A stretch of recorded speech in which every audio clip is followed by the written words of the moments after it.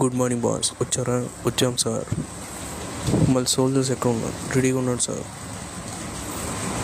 ఈ గుంట నా కొడుకుని ఇరక్కుమని మనం. సరే మొదలు పెడదాం సార్. Hi sir.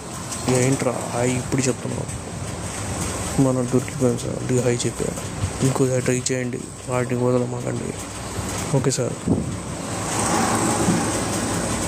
దొరికాడు సార్.